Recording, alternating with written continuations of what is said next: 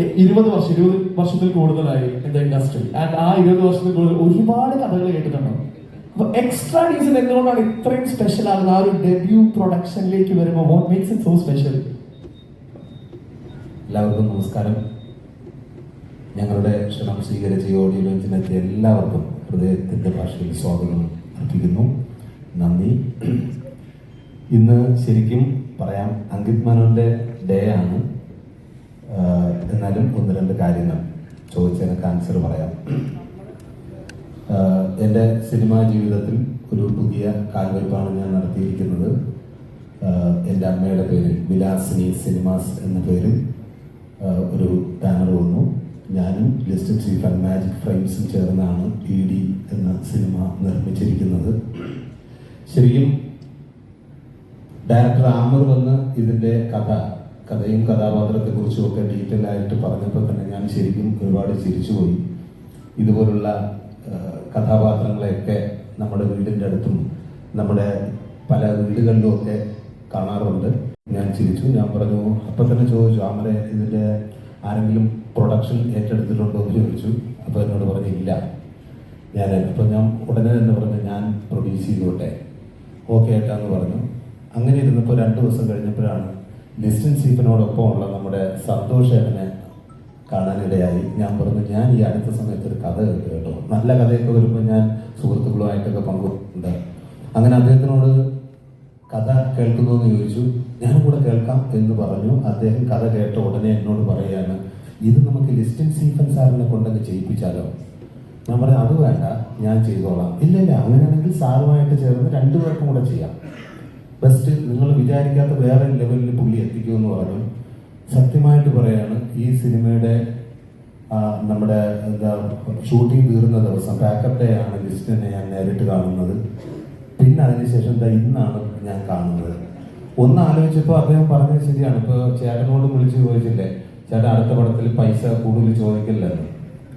കിട്ടില്ല എന്ന് അറിഞ്ഞുകൊണ്ട് തന്നെയാണ് ഞാൻ ഇതിൻ്റെ പ്രൊഡക്ഷനിൽ ഞാനും കൂടെ ചേർന്നത്. അല്ലാതെ ശമ്പളമായിട്ട് ചോദിച്ചാൽ തരില്ലല്ലോ. പിന്നെ ഇതിൻ്റെ ഇനി വേണം എനിക്ക് ലിസ്റ്റിനെ ശരിക്കും ഒന്ന് കാണാൻ. ഇവിടെ പോയോ? കാര്യം അമ്മ ഇടയ്ക്കിടയ്ക്ക് വിളിച്ച് ചോദിക്കുന്നുണ്ട്, മക്കളെ ഇതിൻ്റെ കണക്കുകളൊന്നും എനിക്ക് കിട്ടിയിട്ടില്ല.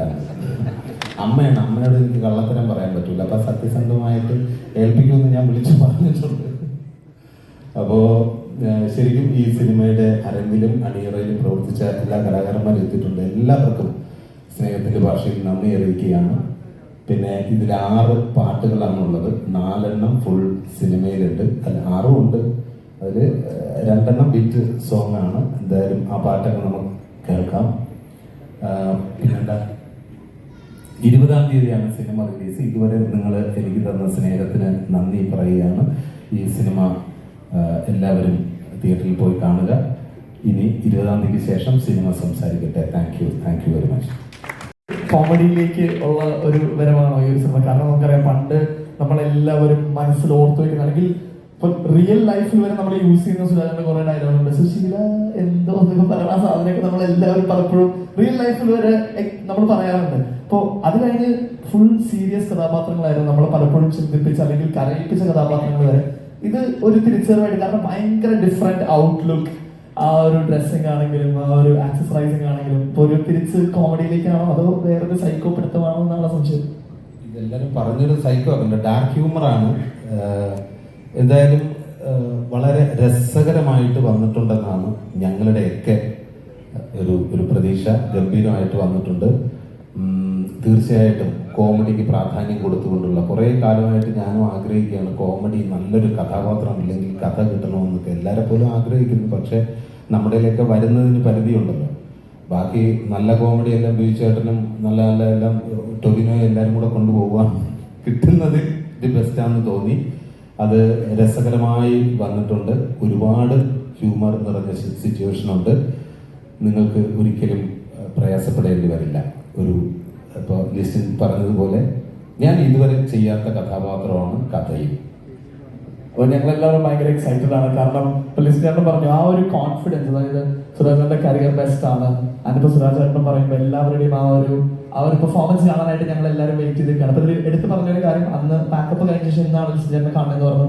എന്തെങ്കിലും ചോദിക്കാനുണ്ടോ പുള്ളിയുടെ? കണക്ക് ചോദിക്കണം അത് തന്നെ. കണക്ക്